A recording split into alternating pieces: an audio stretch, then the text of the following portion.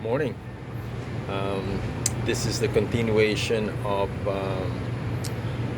my topic regarding buying property in the Philippines. Right now, I'm in my place in Quezon City. This is condominium complex right here. This is my unit right here. It's 8 a.m. I would like to talk about the requirements after you decided that you're gonna buy the property. You check the title that is legit. You went to Register of Deeds. You check the site. Now you decided you're gonna buy it. So the next step is you create a deed of sale. A deed of sale, they call it deed of absolute sale. When you're selling property here, you gotta have a deed of sale, and it has to be notarized, so it has to become a public document. If you don't notarize it, it's not gonna be effective legally if somebody goes after you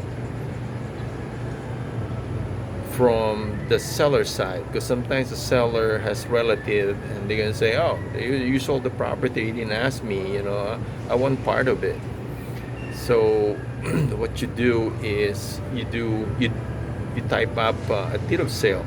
The deed of sale has to contain the buyer seller's name, their address, and on top of the deed of sale, you gotta type in, the seller's name, if they're Filipino or American or Canadian, the legal age, and if they're married to somebody. If the seller's married, the wife's name has to be there, and also on the signing of the day of the deed of sale to make it legal. And then your name as a buyer. Same thing, legal age, if you're Filipino and married to somebody. And then the next paragraph will be the title information. There's going to be a TCT number, the tax declaration number should be there, and then the exact description, whatever is on the title, has to be typed in on the deed of sale. And then at the bottom will be your agreed prices, and if you're paying in cash, or if you have any installment agreement with the seller and buyer. And also it also says there that the seller has sworn that there is no lien or encumbrances on the title. So anything happen, it's gonna be their fault, not yours. Because when you bought it, they promised you that the title is clean. And then the next one will be the notary side. They buyer and seller sign, and then and then the notary will put their seal there and their stamp and their information. And it only takes about 30 minutes when we went. So it's pretty. If you go online, there's some basic deed of sale forms there. You can just type it, or you can ask the notary office to type it, but they will charge you extra. They want you to come in and all the papers are ready. All they have to do is watch you and the sellers sign, and they put their seal on it.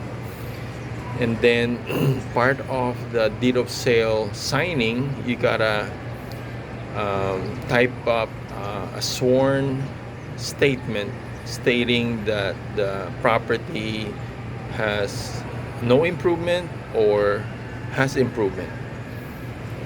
And that's another, like an affidavit saying, there's no house or illegal settler in the property on the date of signing. And also you type in what they call acknowledgement of receipt. Acknowledgement of receipt, that's it's just saying there how much you paid the seller, and you sign, they sign, and then it's notarized. That's gonna be your pretty much your official receipt on the sale of the land. And this will cost you, usually the rule here is from 0.5% to 1% of the selling price. So with a 700, I bought mine for 700,000, so I paid 5,000 pesos, and then $400 for the two affidavit, the sworn statement and the acknowledgement of receipt. So I totally paid 5,800 pesos, which is like $100 and $120 for the whole thing.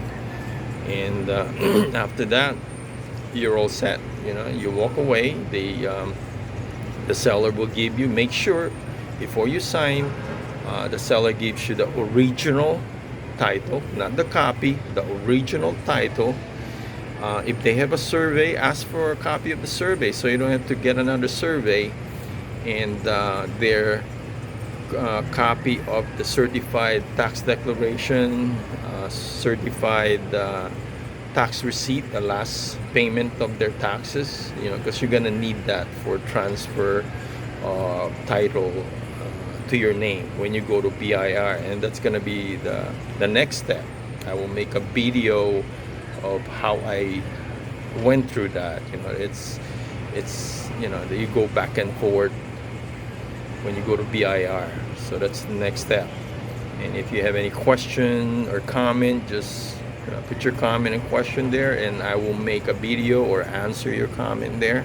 And of course, don't forget to subscribe and like my video. So have a good day. Remember, have a good day. And if you're retiring, think about Philippines. Philippines is a good place. Philippines is a happy place and always fun. So see you guys. Thanks.